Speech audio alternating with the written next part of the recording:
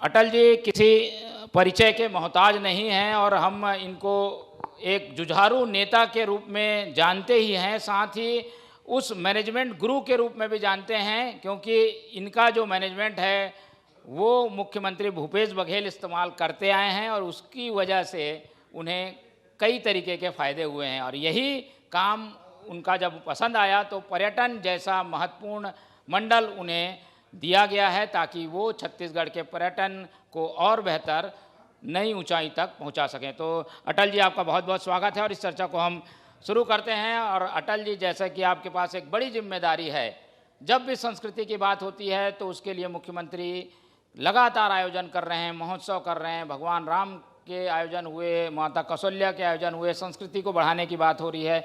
पर्यटन की जब बात आती है तो पर्यटन के फलक पर हमारा छत्तीसगढ़ 2018 में कहीं दिखाई नहीं देता था। आप लोगों ने कुछ काम शुरू किया है, क्या आप लोगों की प्लानिंग है, किस तरीके के प्लान के साथ आप लोग पर्यटन को आगे बढ़ाने के लिए काम कर रहे हैं?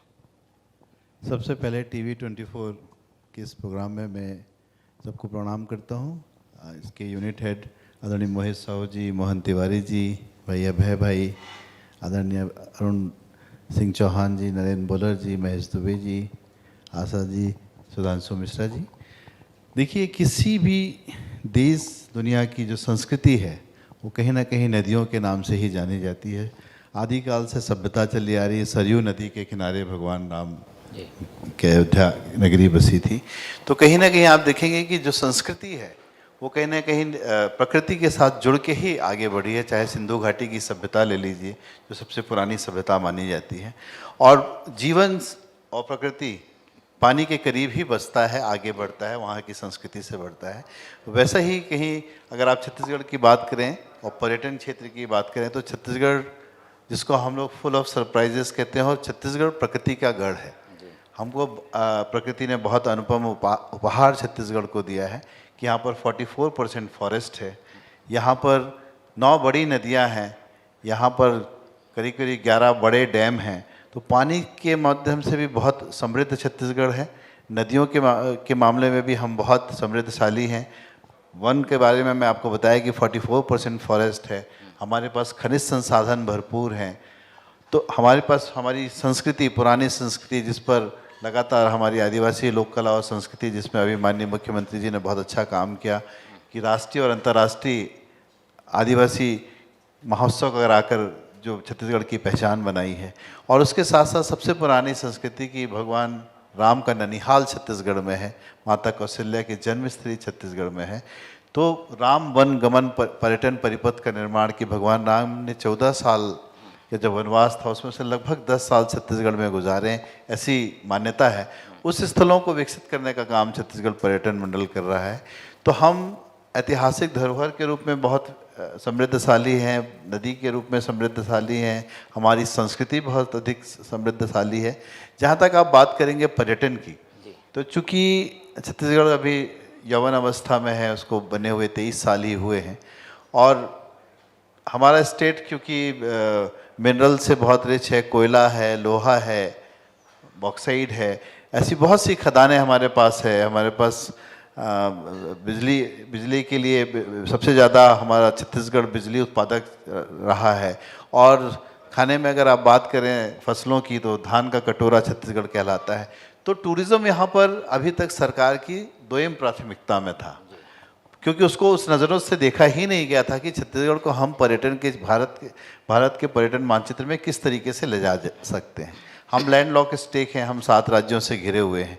हम पर्यटन को किस तरीके से विकसित कर सकते हैं, इसमें हमारी पर्यटन नीति, अभी माननीय भूपेश बघेल जी ने छत्तीसगढ़ पर्यटन नीति बनाई है कि हम किस तरीके से काम करेंगे और किस तरीके से इनबाउंड, जिसको बोलते हैं हमारे डोमेस्टिक जो पर्यटक हैं और जो विदेशी पर्यटक हैं, उनको छत्तीसगढ़ कैसे ला सकते हैं। इसका एक रोड मैप तैयार हो चुका है और आने वाले समय में इस रोड मैप पे काम भी शुरू हो चुका है। मुझे विश्वास है कि छत्तीसगढ़ आने वाले समय में भारत के पर्यटन मानचित्र पर अपना स्थान बनाएगा। बिल्कुल। तो यही हमारी जिज्ञासा भी थी कि क्योंकि छत्तीसगढ़ ऐसा मिला जुला भौगोलिक और मौसम के हिसाब से भी क्षेत्र है, जिसमें हम देखते हैं कि मैन पाट जैसे ठंडे इलाके भी हैं, सतरेंगा जैसे जल प्रवाह का भी है, तीरथगढ़ जैसा जलप्रपात है। तो इन्हें लोगों के तक पहुँचे, जानकारी ज़्यादा हो, पहुँच मार्ग ज़्यादा हो, इसके बारे में कोई प्लान किया है क्या पर्यटन मंडल ने? देखिए, छत्तीसगढ़ में पर्यटन के बारे में अगर आप बात करेंगे तो उसको हमने 3 सर्किट में बांटने की कोशिश की है। नॉर्थ छत्तीसगढ़, जिसको हम अंबिकापुर सरगुजा क्षेत्र कहते हैं, वहाँ पर मेन पार्ट जैसा बहुत ही अच्छा सुंदर स्थल पहाड़ी है। वहाँ पर जसपुर में जहाँ पर चाय बागान अभी बहुत फेमस हुआ है, जहाँ पे चाय की खेती अभी पिछले 12 सालों से शुरू हुई है, बहुत ही नैसर्गिक सुंदरता का क्षेत्र, तो उसको हम लोग नॉर्थ छत्तीसगढ़ का एक टूरिस्ट सर्किट कहते हैं कि अगर रायपुर में उतरने वाला कोई भी पर्यटक नॉर्थ छत्तीसगढ़ जाना चाहता है तो पहला स्टे उसका बिलासपुर होता है, जहाँ माँ महामाया की नगरी में उसका दर्शन करता है। खूटा घाट, जहाँ बहुत बड़ा डैम है, वहाँ से वो सीधे मेन पार्ट की तरफ, अंबिकापुर की तरफ बढ़ता है और मेन पार्ट में वो 2 दिन रुक सकता है। बहुत सारी जगह देखने पर है, उल्टा पानी है, मैग्नेटिक फील्ड है, और उसके बाद वो जसपुर की तरफ, जहाँ की पूरा क्षेत्र पहाड़ों से और जंगलों से भरा हुआ है, वहाँ पर जहाँ पर बादलखोल जैसा वाइल्ड लाइफ सेंचुरी है। तो इस तरीके से एक नॉर्थ छत्तीसगढ़ का हमारा एक प्लान बन रहा है। वैसे ही साउथ छत्तीसगढ़, हमारे छत्तीसगढ़ को ज़्यादा पहचाना जाता है आदिवासी लोक कला और संस्कृति के लिए, और बस्तर जिसको कहा जाता है कि अनटच्ड संस्कृति, जहाँ जिस संस्कृति को अभी देखा और समझा नहीं गया है, बस्तर की लोक कला, बस्तर की संस्कृति, उस क्षेत्र में भी चित्रकूट जैसा, बोलते हैं कि दुनिया का सबसे बड़ा वाटरफॉल नियाग्रा वाटरफॉल, उससे ज़्यादा खूबसूरत बरसात के समय हमारा चित्रकूट वाटरफॉल होता है। तीरथगढ़ का वाटरफॉल है, कुटमसर की गुफाएं हैं, माता दंतेश्वरी का मंदिर है, और आदिवासी लोक कला और संस्कृति। तो इस नॉर्थ साउथ छत्तीसगढ़ का एक पैकेज हम लोग तैयार कर रहे हैं। वैसे अगर आप बात करेंगे रायपुर में, तो रायपुर में माता कौशल्या का मंदिर है चंद्रखुरी, जो कि 20 किलोमीटर है। बाढ़ नवापारा जैसी सेंचुरी है। उसके बाद सिरपुर, जो कि बौद्ध टूरिज़्म के लिए बहुत बड़ा स्थान अभी जिसमें काम चल रहा है, और माननीय मुख्यमंत्री जी ये चाहते भी हैं कि हम बौद्धिस्ट सर्किट में सिरपुर को लेकर आएँ। धमतरी में गंगरेल जैसा बहुत बड़ा बांध है। तो इस तरीके से एक सेंट्रल रायपुर के आसपास का जो क्षेत्र है वो बहुत अच्छा घूमने लायक क्षेत्र है। और एक बिलासपुर है, बिलासपुर से माँ महामाया की नगरी के बाद आप अचानकमाग टाइगर रिजर्व की तरफ जा सकते हैं। उसके बाद वहीं से अमरकंटक, जो कि नर्मदा नदी का उद्गम स्थल है, जो है मध्य प्रदेश में, उसका बहुत 3/4 पार्ट जो है वो छत्तीसगढ़ में राजमेरगढ़ जैसा जगह है। तो इस तरीके का हम सर्किट प्लान कर रहे हैं ताकि जो टूरिस्ट है उसको हमारे स्पॉट्स लोकेट हों, और इस पर कार्य प्रारंभ किया गया है। पिछले 23 सालों में जो काम किया जाना था वो काम नहीं हुआ है। अभी हमारी प्राथमिकता ये है कि हम स्थलों का चयन अनुकूल रूप से करें, पर्यटक को जो बेसिक सुविधाएं चाहिए वो सुविधाएं हम दे सकें, इस पे काम चल रहा है। बिल्कुल, यही मैं भी जानना चाह रहा था कि लोगों को पता तो है यहाँ काफ़ी कुछ है, जाने के रास्ते भी अब अच्छे हो गए हैं, लोग जा भी रहे हैं, रुकने की समस्या आती है कि ऐसी जगह मिले जहाँ सुरक्षित रूप से पर्यटक जो हैं वो रुक सकें, अलग अलग जगह रुकने की अच्छी सुविधाएं मिल सकें। इसके बारे में मोटल का एक कॉन्सेप्ट आया था, फिर वो आगे बढ़ा नहीं, क्या उसके लिए क्या सोचा? देखिए, इसकी पहले की सरकार में एक बॉटल का कॉन्सेप्ट आया था कि हाईवे के किनारे उन्होंने करीब 2 करोड़ की लागत से 18 मॉडल्स बनाए थे, पर वो 100% फेलियर हुआ। उसका कारण यही था कि उसका जो लोकेशन था वो सही नहीं था, जिस जगह पे बनाया गया था वो सही नहीं था। पर्यटक ये चाहता है कि उसको प्राकृतिक नैसर्गिक सुंदरता की जगह में रुकने की जगह मिले, तो इसलिए वो चल नहीं पाया, उसको भी हमने लीज आउट कर दिया है।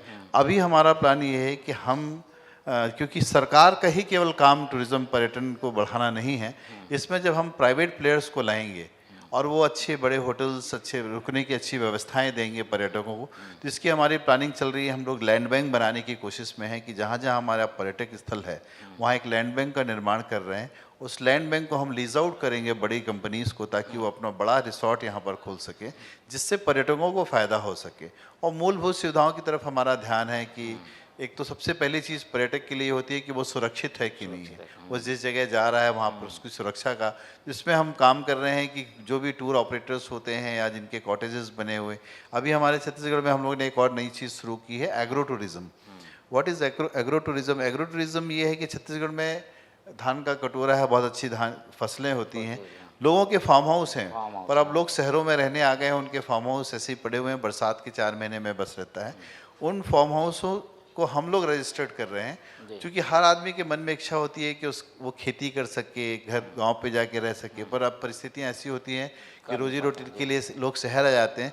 तो ऐसे लोगों को या बच्चों को ये सिखाने के लिए अभी बच्चों को पूछो चौथी पांचवी की धान कहाँ होता है, हाँ। तो शायद वो पेड़ बता नहीं दे। जानते। तो उनको ये दिखाने के लिए कि हमारी परंपरागत खेती कैसे होती है, किस तरीके से गांव में पंप हाउसेज होते हैं, कैसे पानी सर्व होता है, कैसे धान के रोपे लगाए जाते हैं। तो अभी हम लोग एग्रो टूरिज्म को भी बढ़ावा देने के क्षेत्र में काम कर रहे हैं। बिल्कुल बिल्कुल नया कॉन्सेप्ट है और लोग इसे ज़रूर पसंद भी करेंगे। ये तो रही पर्यटन की बात, और क्योंकि आप बिलासपुर से जुड़े हुए हैं और हमारे इस खास कार्यक्रम के ज़रिए हम जानना चाह रहे हैं कि अरपा हमार संस्कृति हमार धरोहर, तो इस पर आते हैं और अरपा के बारे में जानना चाहेंगे। हमें जैसे कि मालूम है कि आप अरपा महोत्सव करते थे और इस कारण से आपकी पहचान भी रही है। अरपा काफ़ी कुछ बदली है, बदलने के लिए और आगे काम भी बाकी हैं। क्या सोचा इस बारे में, कुछ आपके क्या प्लानिंग है?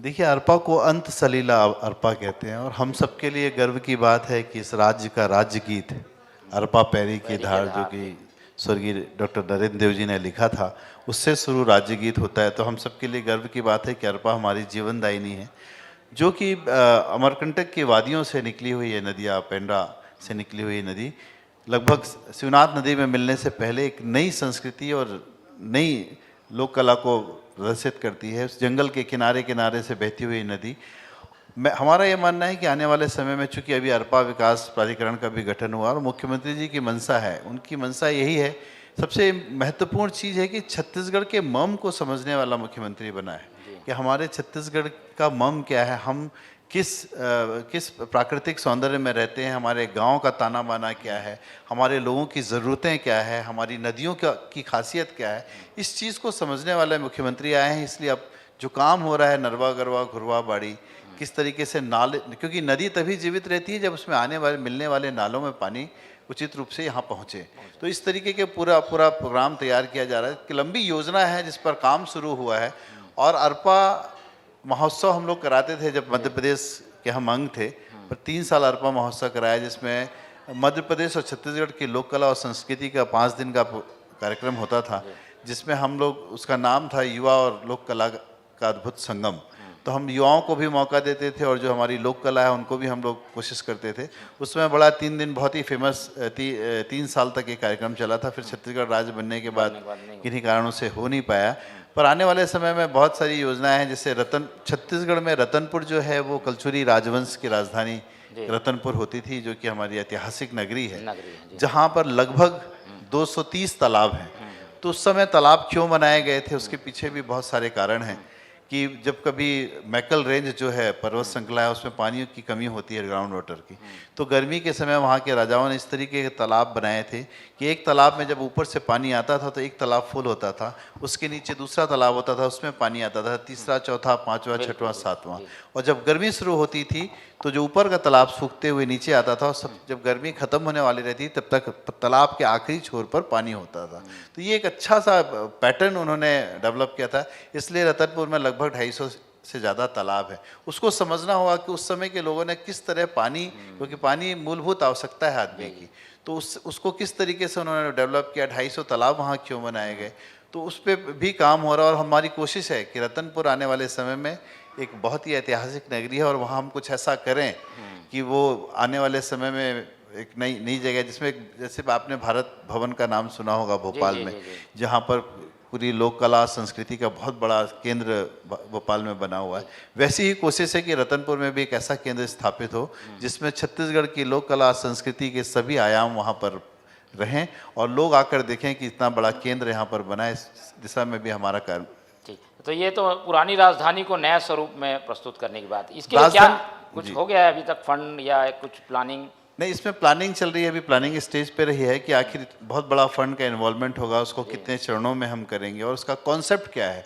उसका कॉन्सेप्ट सिंपल है कि हमारी छत्तीसगढ़ की लोक कला संस्कृति के जितने विभिन्न आयाम हैं उनको हम एक जगह पर केंद्रित करें, उस दिशा पे काम हो रहा है। और आने वाले समय में आपको रतनपुर में ऐसी जगह मिलेगी जहाँ पर भारत भवन जैसा एक बहुत बड़ा सांस्कृतिक केंद्र स्थापित किया जाएगा, जहाँ छत्तीसगढ़ की लोक कला और संस्कृति पर काम होगा। जी, एक बार फिर से अरपा पे मैं आता हूँ। अरपा के समय जब 2018 में हम आते थे, आंदोलन भी आप लोगों ने खड़ा किया, आंदोलन के बाद अब सरकार में आप लोग हैं, तो उसमें वो आंदोलन के समय जो बातें थी वो कब तक पूरी हो पाएंगी? आप लोगों ने कुछ ऐसा टाइमलाइन घोषित किया है? देखिए, अरपा को समझना होगा, क्योंकि अरपा अंत सलीला उसे इसलिए कहते हैं कि अरपा में पहले हम लोग देखते थे कि 2 फीट खोदने पे ही पानी मिल जाता था, पर धीरे धीरे कुछ औद्योगिकीकरण के कारण, खराब पानी के अरपा में जाने के कारण, अरपा की नदी की जो रेत है उसके दोहन के कारण, क्योंकि रेत में एक स्पॉन्जिंग प्रॉपर्टी होती है जो कि स्पॉन्ज का काम करती है। जब उसमें पानी आता है तो उसको अंदर सोखती है और उस पानी को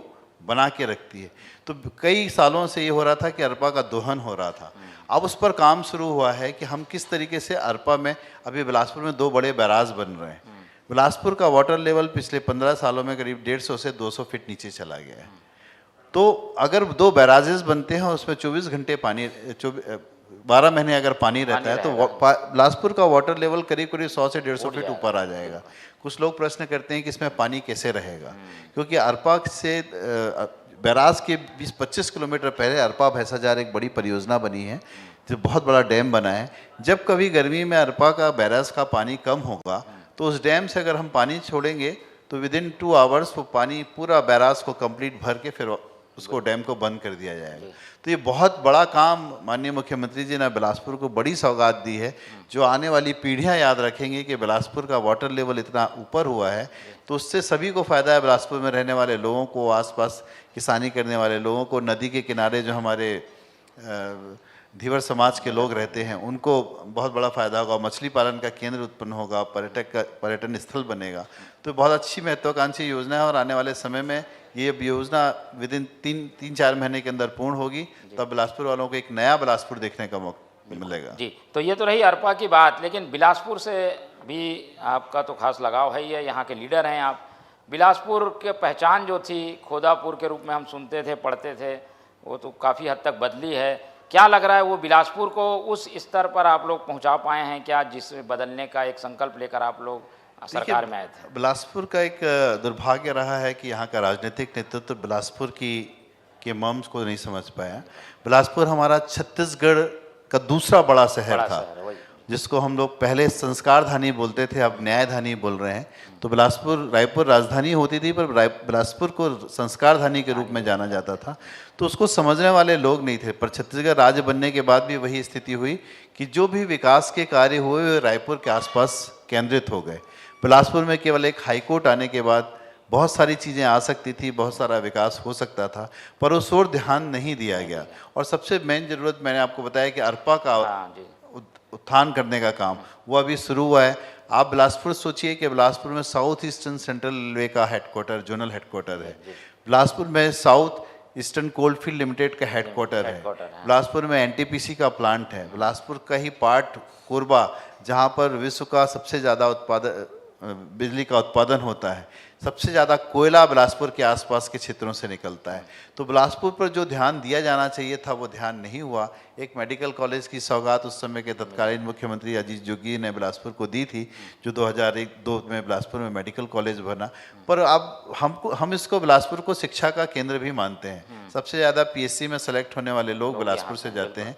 तो एक शिक्षा का केंद्र के रूप में हमारे पास सेंट्रल गुरु घासीदास विश्वविद्यालय था, जिसको हम सब लोगों ने संघर्ष करके सेंट्रल यूनिवर्सिटी में बदला। सुंदरलाल शर्मा विश्वविद्यालय है। बिलासपुर विश्वविद्यालय जो था उसका नाम पंडित अटल बिहारी वाजपेयी विश्वविद्यालय हुआ। इस तरीके से 3 बड़े विश्वविद्यालय अभी बिलासपुर में हैं। ITI है, पॉलिटेक्निक कॉलेज है, बिलासपुर में ऐतिहासिक इंजीनियरिंग कॉलेज है। तो बिलासपुर एक एजुकेशन हब के रूप में भी विकसित हो सकता है और हो रहा है। उस ओर भी ध्यान दिया जाना चाहिए कि आखिर शहर की तासीर क्या है। और बिलासपुर को समझने के लिए आपको बहुत ही यूनिक शहर है, जो हमेशा आपने शहर देखा होगा जो 2 पार्टों में बटता है, बीच से नदी जाती है।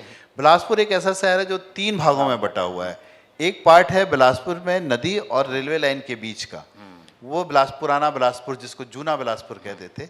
एक नदी के उस पार का नया बिलासपुर है जिसको सरकंडा एरिया कहते हैं। और एक रेलवे लाइन के उस पार का नया बिलासपुर जो डेवलप हुआ, जहाँ पर हाई कोर्ट है, हमारा इंडस्ट्रियल एरिया है।